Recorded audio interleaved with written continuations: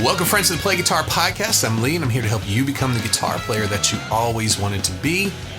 If you want a clear path to better blues soloing, better tone, and better practice routines, you are now in the right place. Since we're close to a new year, I want to share some things with you. Say hi. Happy holidays. Hope you're all doing great. I have some things to tell you, the directions of where we're going with Play Guitar Academy here on the podcast and on YouTube and all sorts of different things. The direction of my teaching. I'm going to be putting my full creative focus on YouTube for blues lead guitar. That's what my lesson videos are going to be for the year. It's not just going to be the licks or the tricks or the deeper skills that give you control of this stuff. I'm going to try to get you to be confident and use expression when you play blues guitar. Why blues? Why do I pick this? And I don't just play blues. I play lots of different styles of music, but blues is the key to it all with what we've been listening to. It's the foundation of a ton of modern music. And if you just dive into different styles, like you love the Beatles or you know, whatever it is, those songs that you're not going to understand, the thing that's going to elude you are the songs that have a lot of blues in it. If you understand blues, everything else falls into place. You learn to phrase well in the blues. You get better at rock. You get better at country. You get better at jazz. You worship music even. And anything that uses strong melodies, we're going to be doing tension and release. When you learn how to target the notes in the chords, which is what I'm talking about this week, also, when you learn how to shape a phrase, control your tone, these skills carry over to everything else that you're going to be playing in all styles of music. So the plan for the coming year is simple. I'm focusing down. I always tell you to put blinders on, filter yourself from all the stuff that's out there. I'm trying to find the one thing that I think is going to get you the most results on YouTube this year, and it's going to focus on short lessons that give you big breakthroughs in blues soloing. Now, the podcast, what we're listening to now, we're always going to be going deeper. We're going to be helping you understand different things, the systems behind these things, how to break through. And all of this ties into the courses and practice tools that you will be using week to week. And the focus is going to help you build a set of skills that last you all the time, not just something that you work on for a month and you forget. It's not going to be disconnected. It's not going to be a collection of licks. I'm focusing down to help you. So most blues players, they stay stuck, right? You get a little bit, you can play, but then you listen to the other players and there's something else going on. It may be hard to put your finger on. Well, you know, you treat soloing like a scale exercise instead of a melody or instead of a musical conversation. These players learn pentatonic shapes. They try to move faster. They think faster is better, but nothing they play really ever fits the chords underneath. And there's a reason for that. The scale patterns that we play over blues, most of the time they add a lot of tension. And if you're not in control of that tension, if you don't have it, if you don't use it because you know you want to use it, other than it just happens to be tense because you're playing the scale, you're going to have some problems. So today I'm going to show you why everything changes the moment you start targeting notes inside the chords. And today in the YouTube video, we picked the thirds. Why would I pick the third of a chord? Well, let's see here. What key were we in? We were in the key of A. I did a tweed sound today. Get a little breakup, so I'm going to roll my volume. There we go. So we've got the third in the key of A. On an A chord, A7. The third is C sharp. That's the major third. A dominant seventh has a major third and a flat seven. That's the sound, right? So C sharp. Well, if we play minor pentatonic, which is a scale we normally play, or minor blues, that rub of chord with a major third in it, but having a scale that's got minor notes in it, is blues. It's the sound that we're accustomed to playing. It sounds nice. But if you listen to your favorite players, they don't play that all of the time. It could be the majority of what they play, but you have to bring it back at some point. And if you're just playing scales, that means you're not bringing it back. We need to pay attention to the chords that are behind us, right? So if this chord is playing, You can play any of the notes in that chord and they're going to match. We are picking the third because it has a sweet sound to it, right? It's very nice. So if I'm playing minor, do you hear the tension and then the release?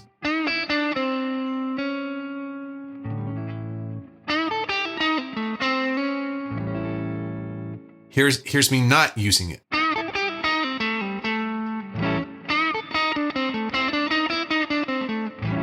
Nothing wrong with that.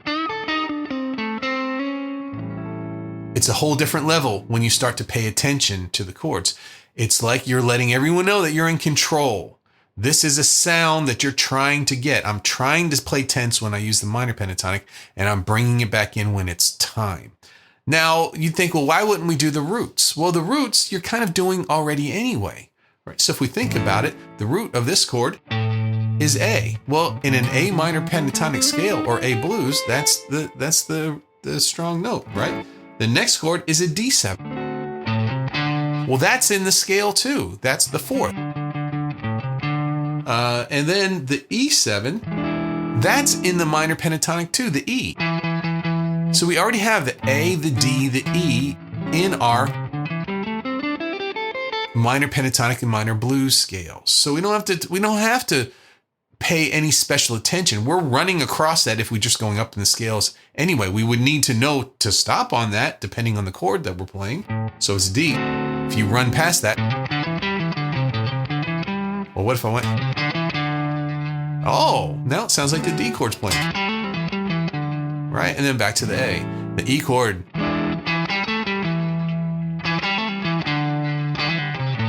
That is part of our playing anyway. If you're just playing the scale up and down, you're going to hit the root notes of these three chords. But the thirds, you are not. These notes are not. So over the one chord, we're going to target the C sharp. Over the 4 chord, we're going to target the F sharp. And over the 5 chord, the G sharp. Just hearing that, it should get your ear, you should get your ear moving. It should get your ear listening a little bit. Whoa, that's different. That doesn't sound like when I play. And alone, it sounds kind of weird.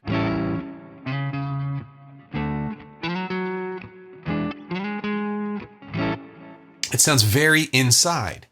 I wouldn't want to play that all of the time over top of these chords, but I will use it to end the tension. The first lick that I did this week was is a blues scale lick. So I did our regular bend on the G string, went to the root, that's 5th fret up on the high E string, and then down the blues scale. Now I'm done. I want to finish it. I could go to A, that's the root, but I don't want to. I'm going to go to the 3rd.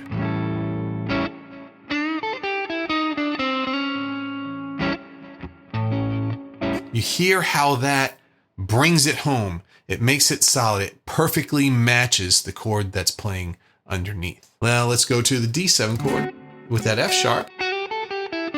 Now in minor pentatonic, we've got a G in there. That's the flat 7th. The F sharp is one behind it. This is also the note you use for Dorian, F sharp in the key of A. Right? It's the raised 6th, the major 6th of the key, but of this chord, the D 7th chord, it's the major 3rd.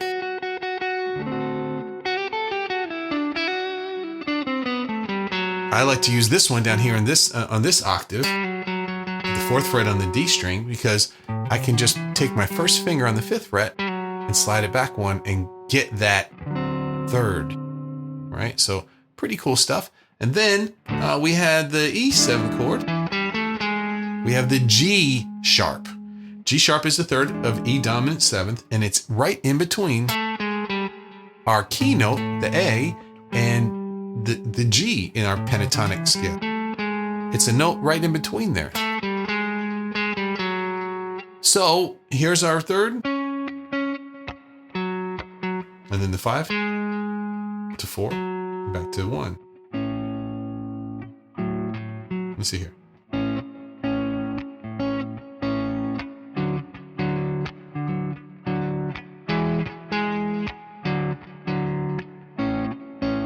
That's the sound we're looking for. That's partial chords, parts of the chords that we're hearing. Targeting these thirds is really where I made the big jump into feeling pretty confident in my blues soloing.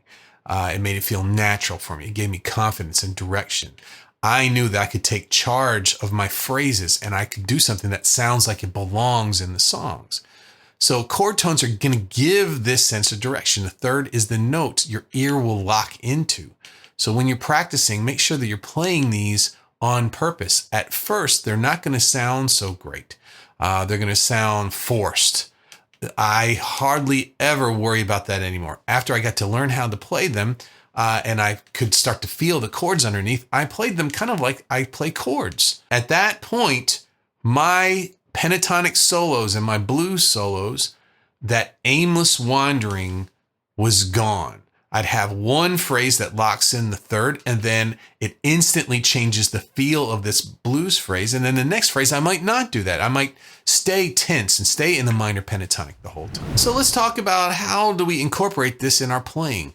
You know what happens. It's time for you to take a solo or you put on a backing track and you have really good intentions. And then as you start to play, you fall back into same old things again. Right? Your mind goes into autopilot. This is what I always do. It kind of works, so I'm just going to stay here. What we're trying to do today is get you to use a mindset shift. I don't want you to start trying to play more notes anymore. You know enough notes. You can play them. It's not difficult to do. You can play these notes. I don't want you to try and play more notes anymore. What I want you to do is I want you to start to try to land in the right place.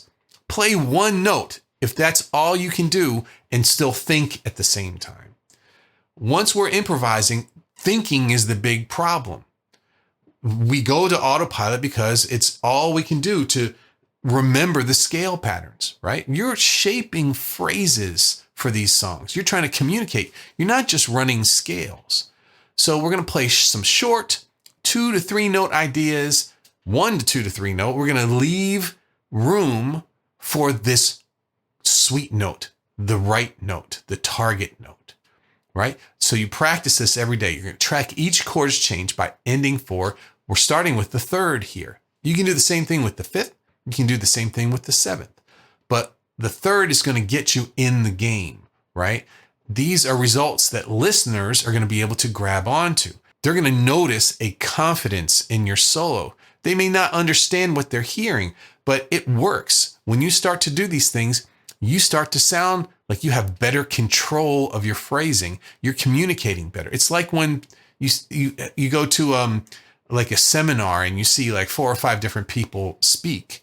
Well, 4 of them bored you to tears. You didn't pay any attention, but that one person got up there and it's the way that they phrased, the way they talked to you, kept your attention. It's the same thing with this. Our ability to follow chord changes without guessing is going to change everything. So I just want to dive into that a little bit today. The holidays are coming up and you're going to have a little bit more time with your instrument. In fact, New Year's coming up. That's the biggest time for guitar. There's 2 big times, the back to school and New Year's. New Year's is bigger. This is the big one, right? So I've got a whole bunch of blues, lead guitar soloing, and it's going to help you no matter what kind of music that you're playing. Okay. So thank you so much for hanging out with me today. I'm going to call it that's a wrap. Targeting chord notes is one of the simplest and most powerful ways you can make your blues solos work. You don't need harder scales. You need to connect with the chords that are already there. Just start with a third of each chord in 12-bar blues and aim for the notes as your landing spots. And you're going to get big confidence fast. If you want a clear path to more breakthroughs like this, I have a free course for you. It's called Blues Solo Breakthrough. It's an email course. You sign up for it every day for 6 days. You're going to get a new lesson from it. It's going to help you build control, gain expression, gain confidence in all of your solos. The link is in the description. Thanks for spending time with me today. I look forward to seeing you next time. Bye-bye.